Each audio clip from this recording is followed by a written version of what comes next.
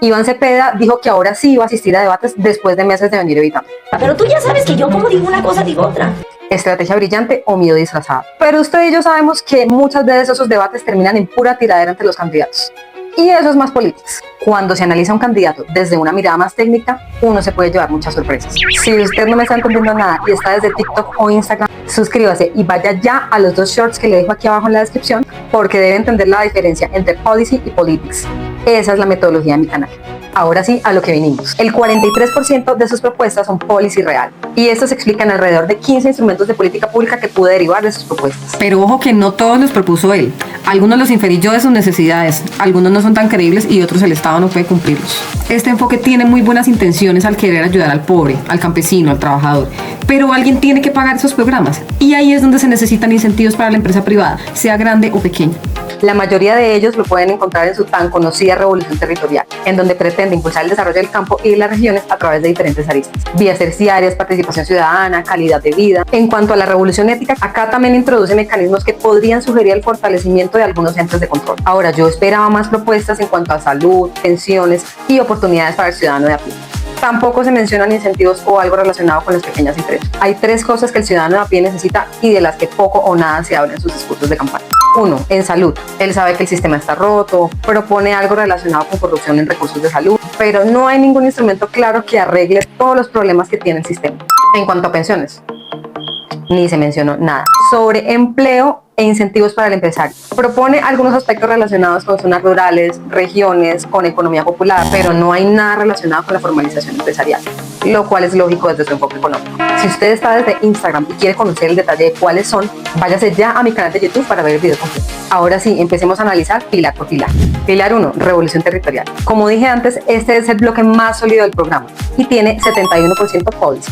Este pilar incluye propuestas concretas de desarrollo productivo en el campo y en los territorios, de mayor conexión nación-territorio, de participación política de los campesinos y las comunidades, pero debe pensarse en que las decisiones se tomen de la mejor manera. Que el campesino tenga voz en las decisiones está bien, pero los proyectos con plata pública necesitan gente que sepa y entienda lo que está votando. Así que se necesita de acompañamiento y de mecanismos para llegar a acuerdos entre todos. Por mencionar algunos, de acá se pueden sacar políticas nacionales que apoyen el campo y que pueden terminar siendo cómplices. Así el campesino, el indígena o las minorías pueden tener un instrumento concreto, y eso es realmente lo que necesita.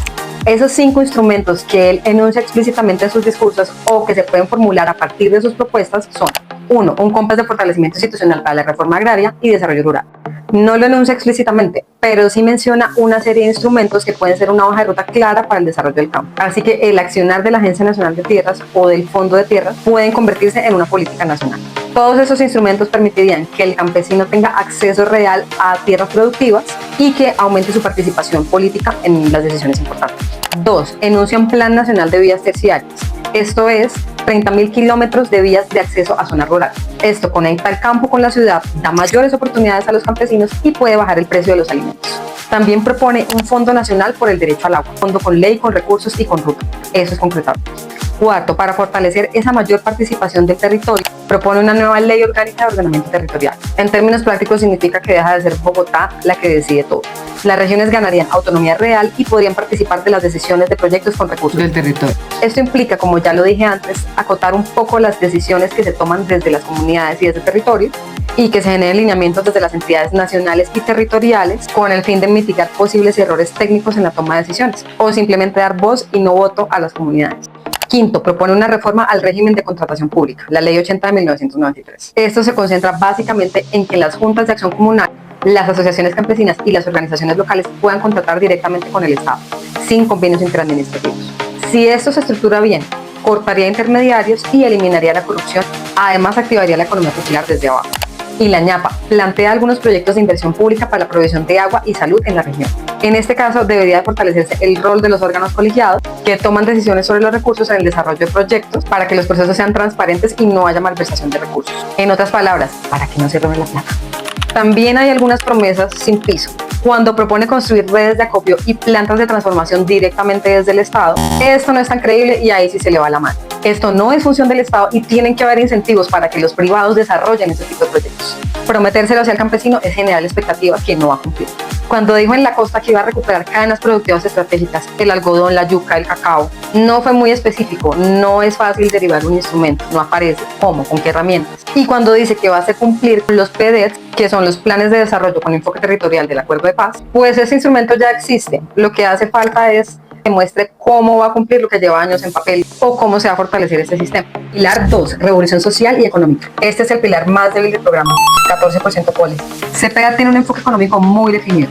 Economía popular, campo, agro, conflicto y paz, aunque promete cosas que no son función del Estado. Además, tampoco tiene instrumentos claros que permitan conectar ese enfoque con el ciudadano que necesita oportunidades de empleo. Tampoco hay una agenda económica activa para los pequeños empresarios que necesitan formalizarse. La única propuesta en este pilar que tiene forma de policy real es un conjunto de instrumentos que se podrían incluir en una posible actualización de la política de equidad de género, incluyendo posibles mecanismos de participación de las mujeres en decisiones de vivienda, programas de vivienda y de salud. Esto sí tiene una ruta clara. El problema es cuando se dice en el contexto de un discurso dirigido a mujeres. Lo demás queda descubierto. En cuanto a su contenido político, vuelve a mencionar el tema del comercio justo, de crear infraestructura logística para mejorar el comercio justo del campesino, y todo esto necesita más instrumentos para que los privados desarrollen esos proyectos. Esto no es función del Estado y no es algo creíble. Pilar 3, revolución ética. Este pilar tiene 46% policy. Este pilar incluye mecanismos anticorrupción, propuestas para regalías, racionalización del gasto y aspectos que sugieren el fortalecimiento del rol de las entidades de control. Y algunos de ellos poco viables o creíbles en la práctica si no hay buen manejo administrativo de los recursos. Estos son los 7 instrumentos que se pudieron derivar del análisis en este pilar. 1. Fortalecimiento de la UIA. CPA mencionó un sinnúmero de instrumentos que podrían fortalecer el rol de control de ciertas entidades en cuanto a temas de corrupción y lavado de activos. Por ejemplo, propuso la creación de un equipo en la Unidad de Inteligencia y Análisis Financiero, UIA, que podría ser mejor convertirlo en un fortalecimiento institucional de la entidad. Así también mencionó mecanismos de articulación con entidades territoriales y alianzas con algunas unidades de la Fiscalía. Todo esto y algunas propuestas más relacionadas pueden incluirse en una política nacional de lavado de activos o un llamado COMP. Yo sé que lo he mencionado bastante, pero si usted quiere saber qué es un COMPES, póngame aquí en los comentarios que quiero un video sobre qué es un COMPES. 2. Propone un fondo de reparación de víctimas de la corrupción. Lo que él propone es que los bienes que se le quiten a los corruptos no vuelvan a ser propiedad de la nación, sino que vayan directamente a reparar el daño causado. En cuanto a regalías, él critica mucho la gestión de los órganos colegiados de administración de decisión, los OCAD, que son los encargados de administrar los recursos de regalías. También señala la necesidad de que las comunidades participen en estas decisiones, para que el desarrollo de proyectos no persiga propósitos más políticos. No propuso un instrumento como tal, pero de ahí se puede derivar un instrumento que permita regular el fortalecimiento de estos órganos y que funcione mejor todo el sistema como él lo está proponiendo. 4. Propone un sistema nacional de verdad y memoria. Este busca que se introduzca en los contenidos que se enseñan en los colegios y las universidades eventos políticos relevantes relacionados con el conflicto armado. En sus distintos discursos también enuncia diferentes propuestas que podrían favorecer a minorías a través de instrumentos legales. Por ejemplo, incentivos tributarios para contratar jóvenes, programas de salud y educación para las víctimas del conflicto, ley de mujeres buscadoras y fortalecimiento de la fuerza pública. Aquí se pueden ver incentivos en programas de salud, educación y empleo, pero el asunto es que están enfocados en unas minorías. Sexto, él menciona en sus discursos la insistencia de la legalización regulada del cannabis. Como él lo propone, es un conjunto de incentivos para el desarrollo de este sector, pero de una manera legal, y mientras se da todo el proceso de sustitución de cultivos ilícitos. Desde mi percepción, hay un gran trabajo de sensibilización que hay que hacer antes de hacer un desarrollo para este sector. Debe haber una política clara que impulse el sector, pero que se entienda que es para los derivados del cultivo que tengan fines medicinales. Esto podría derivarse en una política nacional de cannabis que incluya incentivos para el desarrollo del sector y mecanismos de administración de recursos a través de gremios, como existe para otros sectores activos. Y la número 7 es que propone reducir los salarios del presidente y ministros a partir del primer día de su administración. Aquí es donde hay una línea muy delgada y es que esto no es tan creíble en la práctica. Los salarios de gabinete ya son relativamente bajos comparados con el sector privado y comparados con otros países. Bajarlos más generaría incentivos para quienes están en esas posiciones empiecen a buscar ingresos por debajo de cuerda, es decir, más corrupción. Y el ahorro que se pretende generar sería muy poco frente al déficit que actualmente enfrenta el Estado. Lo otro, Cepeda dijo en varios de sus discursos que no iba a crear nuevos equipos de trabajo para no generar mayores gastos del gobierno. Pero en las propuestas aparecen creación de diferentes equipos de trabajo, desde la presidencia, desde otras entidades, que estarían replicando las funciones y los equipos de entidades que estarían funcionando actualmente.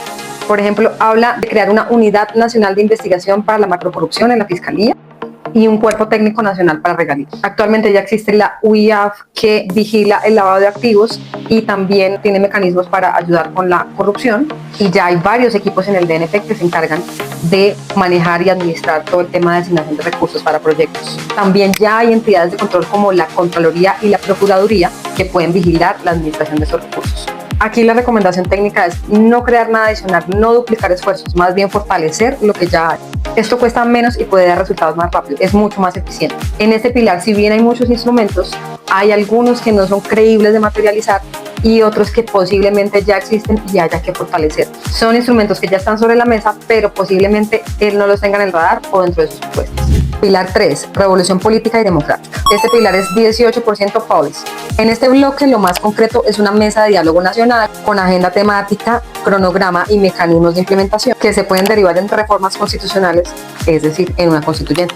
En sus discursos también hay promesas de participación ciudadana, espacios para jóvenes y mujeres, es decir, algo más relacionado con política. En uno en particular menciona el tema de política exterior soberana y aquí hay que pararlo un poquito. Dice que no deberíamos de ser tan dependientes de países como Estados Unidos y no dejarnos dominar e imponer cosas de este país. A ver, yo también he dicho que miremos para otros lados, que exportemos a otros países, que atraigamos inversión extranjera de otros países. Está China, está la Unión Europea, pero eso no significa romper relaciones con otros países y no significa imponerles a ellos nuestras condiciones. Si Colombia le dice a Estados Unidos no me mandes condiciones, Estados Unidos enseguida puede responder con aranceles, sanciones o simplemente dejar de negociar, comprar o invertir en Colombia. Y eso a Colombia tampoco le conviene, seamos honestos. Así que más que concentrarnos en cazar una pelea con un país tan particular como Estados Unidos, es mejor pensar en fortalecer las relaciones comerciales y diplomáticas con otros países. Ya vimos que hay instrumentos en las propuestas de Iván Cepeda. Sin embargo, muchos de estos pueden no ser creíbles en la práctica o ser repetición de instrumentos que ya existen porque los está criticando en sus discursos. Esto lo tiene que defender en los debates, pero el debate real será en las urnas el próximo 31 de mayo, cuando los ciudadanos sepamos identificar política pública real y creíble de promesas vacías y humo. Cepeda se raja en algunas cosas porque además está desbalanceado con respecto a otros aspectos del país que también es importante atender. El tema de salud y los incentivos a la formalización empresarial es algo que le falta a su campaña. En el próximo capítulo analizaremos al tigre Abelardo de la Espriella. Cuánto del boom que tiene es política real y cuánto es espectáculo puro. Ya saben dónde encontrarme. Aquí nos vemos en el próximo capítulo de Política Informada por Decio.